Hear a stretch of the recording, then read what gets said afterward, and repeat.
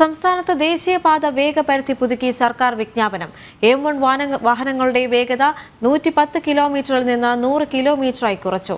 M2, M3 വാഹനങ്ങളുടെ വേഗപരിധി 95 കിലോമീറ്ററിൽ നിന്ന് 90ആയി പുതുക്കി. ഡ്രൈവറെ കൂടാതെ 8 യാത്രക്കാരിൽ കുറവുള്ള M1 ശ്രേണിയിൽപ്പെടുന്ന വാഹനങ്ങളുടെ വേഗത 110 കിലോമീറ്ററിൽ നിന്ന് 100 കിലോമീറ്ററായി കുറച്ചു. M2, M3 ശ്രേണിയിൽപ്പെടുന്ന വാഹനങ്ങളുടെ വേഗത 95 കിലോമീറ്ററിൽ നിന്ന് 90ആയും പുതുക്കി. ഡ്രൈവറെ കൂടാതെ 9 അതിൽ കൂടുതലോ സീറ്റുകളുള്ള വാഹനങ്ങളാണ് M2, M3 ശ്രേണിയിൽപ്പെടുന്നത്.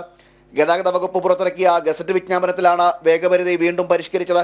കഴിഞ്ഞ വർഷം ജൂണിലാണ് 6 വരി പാതയിൽ 110 കിലോമീറ്ററും 95 കിലോമീറ്ററുമായി വേഗപരിധി നിശ്ചയിച്ചത്.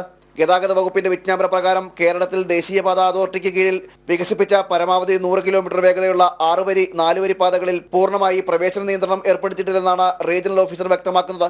ഈ സാഹചര്യത്തിൽ ട്രാഫിക് സെൻസർ ബോർഡുകൾ M1, M2, M3 വിഭാഗങ്ങളിലെ വാഹനങ്ങൾക്കായി പരമാവധി വേഗമായ 110, 95 കിലോമീറ്റർ എന്ന് മാറ്റാൻ കേന്ദ്ര റോഡ് ട്രാൻസ്പോർട്ട് ദേശീയപാതാ മന്ത്രാലയം അനുവദിക്കുന്നില്ല. ഇക്കാരണത്താലാണ് വേഗപരിധി പുതുക്കി നിശ്ചയിച്ചത്. ജനം, തിരുവനന്തപുരം.